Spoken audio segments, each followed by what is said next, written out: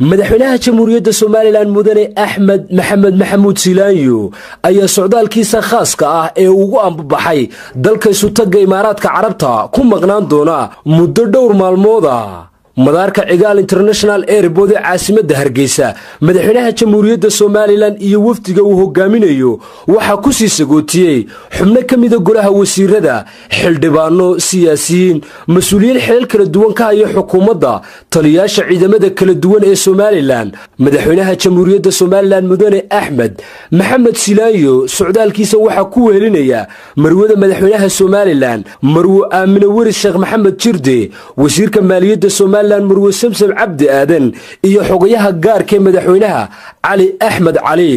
afayeenka madaxtooyada Soomaaliland Xuseen Aadan Ciga Deyr oo warbaahinta kula hadlay madaarka caasimadda Hargeysa ayaa ka xog waramay ujeedada safarka madaxweynaha Soomaaliland uu ugu kicitimay dalka Isutaga Imaaraadka Carabta madaxweynaha jamhuuriyadda Soomaaliland mudane Axmed Maxamed Silaanyo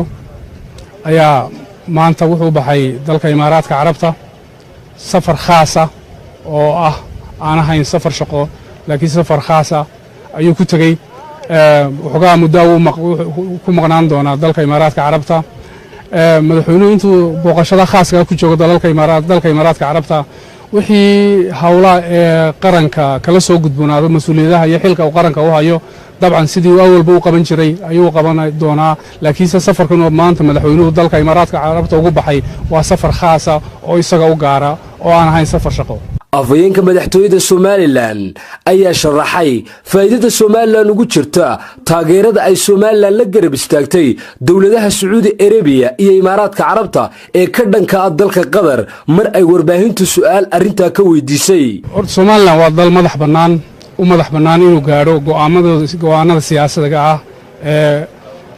ka turjumaya maslaxadaha dhaqaale kuwa iskaashi iyo kuwa nabadgelyo ee mandaqadan ay ku noolay ka jira dabcan dawladda Soomaaliland waxay eegaysaa danaheeda ugu muhiimsan meesha ku jira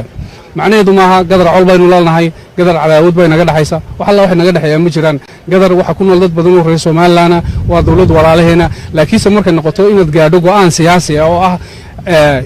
yaad ma garanaysaa isha labada dhinac ayaad raacaysaa Sacuudi waxa naga dhaxeeya xiriir badan oo soo jireena oo mid dhaqaale iyo mid ganacsi ah ariga Soomaaliland iyo xoolaha Soomaaliland ugu badan dalka Sacuudiga ay tagaan